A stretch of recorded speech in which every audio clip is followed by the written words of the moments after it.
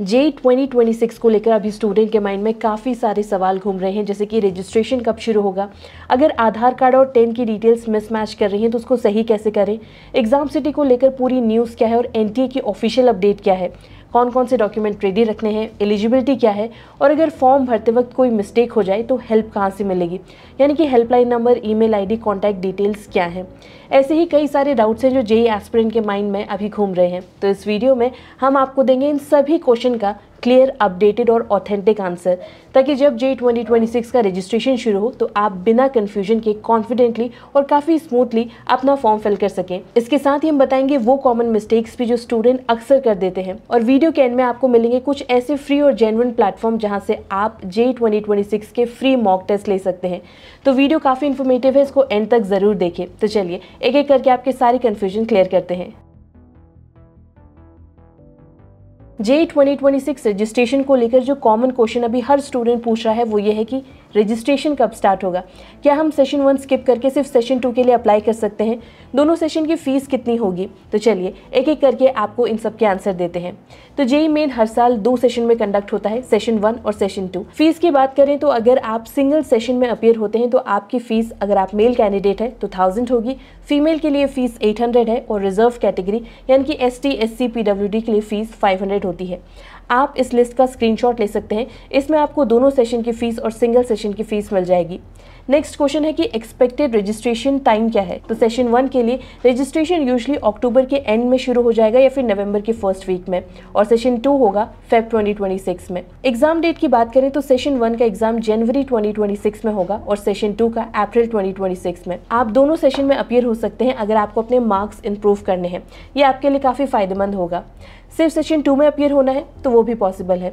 अब जेईई 2026 के लिए कौन कौन से इंपॉर्टेंट डॉक्यूमेंट आपको चाहिए, एनटीए का क्या कहना है एग्जाम सेंटर कैंसिल करने को लेकर, फोटो और सिग्नेचर का साइज और फॉर्मेट क्या होना चाहिए, कैटेगरी सर्टिफिकेट आपका कौन सा वैलिड है, और UDID किसके लिए ज़रूरी है। अब इन क्वेश्चंस का आंसर देते हैं। देखो, एनटीए के इस बार क्लियर इंस्ट्रक्शन है डॉक्यूमेंट्स को लेकर। जेईई मेन 2026 के लिए आपका आधार कार्ड सबसे ज़रूरी है। अगर आधार कार्ड और 10 की मार्कशीट में कोई भी मिसमैच हुआ तो आपका फॉर्म सीधे रिजेक्ट होगा। इसलिए अभी से अपना नाम, date of birth, father's name और फोटो को सही करवा लें। अपनी 10 की मार्कशीट के अकॉर्डिंग आप उसको अपडेट करवा लें। जिनको नहीं पता कैसे करना है तो उनको विजिट करना है आधार के ऑफिशियल वेबसाइट पर, और यहाँ पर आपको लॉगिन करके अपडेट आधार कार्ड ऑनलाइन ऑप्शन पर जाना है, जहाँ से आप बेसिक डिटेल्स अपडेट कर सकते हैं। इसके लिए आपको फीस लगेगी 50 रुपीज़। अगर आपको मेजर चेंजेस कराने हैं जैसे कि मोबाइल नंबर, फोटो या फिर कोई भी दूसरा करेक्शन, तो अपने नियरेस्ट आधार सेवा केंद्र में आप विजिट कर सकते हैं। आपका काम यहीं पर हो जाएगा। इसके बाद जो ज़रूरी डॉक्यूमेंट है वो है 10th की मार्कशीट, 12th की मार्कशीट, पासपोर्ट साइज फ़ोटो और सिग्नेचर। फ़ोटो आपकी रिसेंट होनी चाहिए, वाइट बैकग्राउंड में होनी चाहिए, और जबकि आपका सिग्नेचर ब्लैक इंक से ही होना चाहिए। फोटो का फॉर्मेट होना चाहिए JPG या फिर JPEG, और आपके डॉक्यूमेंट का साइज होना चाहिए 10 KB से 300 KB के बीच में। अगर आप ST SC OBC NCL EWS category से आते हैं तो आपको एक वैलिड कैटेगरी सर्टिफिकेट भी चाहिए होगा। इसका फॉर्मेट आप एनटीए की ऑफिशियल वेबसाइट से डाउनलोड कर सकते हैं। और हाँ, मेक श्योर कि आपका कैटेगरी सर्टिफिकेट 1 अप्रैल 2025 के बाद का होना चाहिए, अदरवाइज आपको इश्यू हो सकता है। जो कैंडिडेट्स PWD कैटेगरी से हैं उनको भी अपनी UDID कार्ड अपडेट करने होंगे। नेक्स्ट है डोमिसाइल, नहीं बना तो इसको अभी बनवा लीजिए। अब काफ़ी सारी रिपोर्ट्स आ रही है कि आपके आधार कार्ड के बेसिस में आपको एग्जाम सेंटर अलॉट होंगे, लेकिन एनटीए ने अपने एंड से क्लियर इंस्ट्रक्शन दे दी है कि ऐसे कोई भी मेजर चेंज वो अभी नहीं करने वाला। इसलिए पैनिक होने की ज़रूरत नहीं है, क्योंकि काफ़ी सारे स्टूडेंट ऐसे हैं जिनके आधार एड्रेस काफ़ी अलग है। ऐसे में एनटीए इतना बड़ा चेंज इतनी जल्दी नहीं करेगा। तो फिलहाल जब तक कोई भी ऑफिशियल अपडेट नहीं आती तो आपको इन सब बातों में ध्यान देने की ज़रूरत नहीं है। बट मेक श्योर कि आप अपनी आधार की डिटेल 10th के अकॉर्डिंग सही करवा लें। डॉक्यूमेंट्स के बाद अब आते हैं अपडेटेड एलिजिबिलिटी क्राइटेरिया पर। एलिजिबिलिटी को लेकर भी काफ़ी सारे डाउट्स हैं, जैसे कि अटेम्प्ट लिमिट कितनी है, 12th में कितने मार्क्स होनी चाहिए overall and subject wise, droppers के लिए क्या न्यू रूल है। तो सबसे पहले अटेम्प्ट लिमिट पर बात करते हैं। आपको 6 अटेम्प्ट्स दिए जाते हैं ओवर 3 कॉन्जिक्यूटिव ईयर्स, यानी कि अगर आपने अपनी 12th 2024 में क्लियर की है तो आप 24, 25 और 26 के पेपर में अपीयर हो सकते हैं।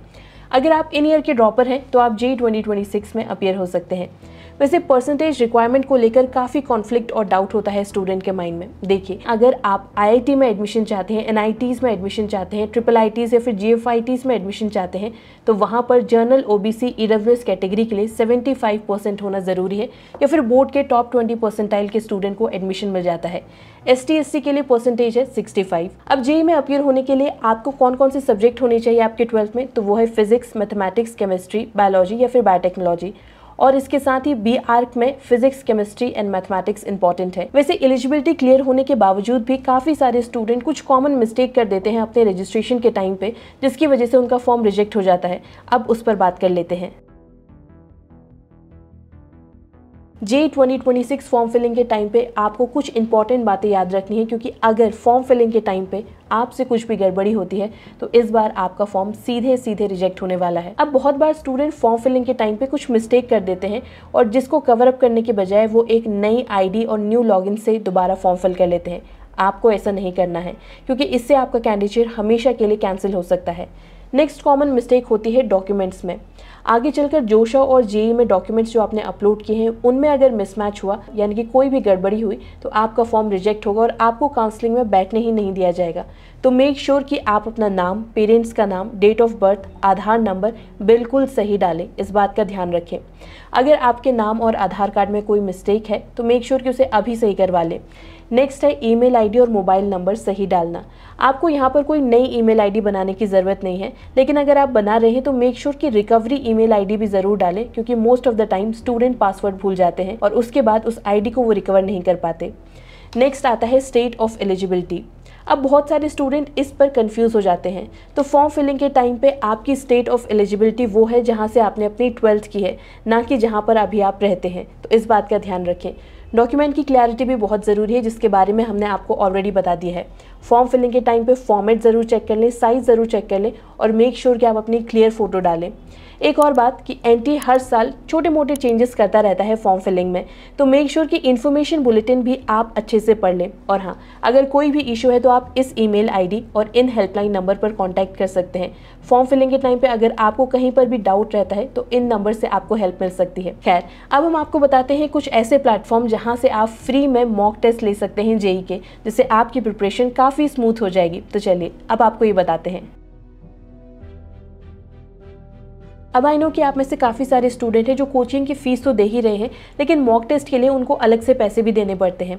पर सच कहूँ तो आपको बिल्कुल फ्री में ऑनलाइन ही ये मॉक टेस्ट मिल जाएंगे जो आपको बिल्कुल एग्ज़ाम रेडी बना देंगे। इसमें सबसे पहला प्लेटफॉर्म है पाठशाला। यहाँ पर आपको chapter wise full length mock test मिलेंगे जो कि परफेक्ट होंगे आपके वीक टॉपिक्स को कवर करने के लिए, और टाइम मैनेजमेंट भी ये बहुत अच्छा कर देंगे। दूसरा प्लेटफॉर्म है मॉकर्स। यहाँ पर आपको JEE स्टाइल के फुल मॉक टेस्ट मिलेंगे। इसके साथ ही आपकी मिस्टेक का डिटेल सोल्यूशन भी आपको मिलेगा और साथ ही आपको मिलेगा लेडर बोर्ड, ताकि आप अपनी परफॉर्मेंस को कंपेयर कर सकें। तीसरा फ्री प्लेटफॉर्म है सेल्फ स्टडी। इस प्लेटफॉर्म में आपको प्रीवियस ईयर एनालिसिस के बेसिस में रियलिस्टिक मॉक टेस्ट मिलते हैं। और हाँ, एक और बोनस प्लेटफॉर्म आपको बताते हैं जिसका नाम है साथी, जो कि IIT कानपुर और मिनिस्ट्री ऑफ एजुकेशन का इनिशिएटिव है। यहाँ पर आपको सिर्फ मॉक टेस्ट ही नहीं मिलेंगे, recorded classes, self assessment tools, सब कुछ मिलेगा, वो भी फ्री में। मॉक टेस्ट की स्ट्रैटेजी ऐसे करें। एग्जाम कंडीशन में full length mock test attempt करें और उसके बाद 24 to 48 आवर्स के अंदर डिटेल एनालिसिस करें। अपने स्कोर को ही मत देखिए, बल्कि अपने एरर पैटर्न को देखिए। कॉन्सेप्चुअल एरर, सिली मिस्टेक और टाइम प्रेशर। एक अपना एरर लॉग मेंटेन कर लो, जहां पर आप हर मिस्टेक को लिखो, उसका रीजन एक्सप्लेन करो और फिर उस टॉपिक के 3 प्रैक्टिस क्वेश्चन सॉल्व करो। आपको मॉक टेस्ट ऐसे देने हैं, 2 मॉक टेस्ट फुल दीजिए, उसके बाद एक टॉपिक डेली रिवाइज कीजिए। ये अकेले ही आपके एग्जाम को काफी बूस्ट कर देगा एग्जाम से पहले। तो ये थी सारी डिटेल्स JEE मेन 2026 के FAQs को लेकर। आई होप कि इस वीडियो में हमने ऑलमोस्ट आपके सारे डाउट्स क्लियर कर चुके हैं।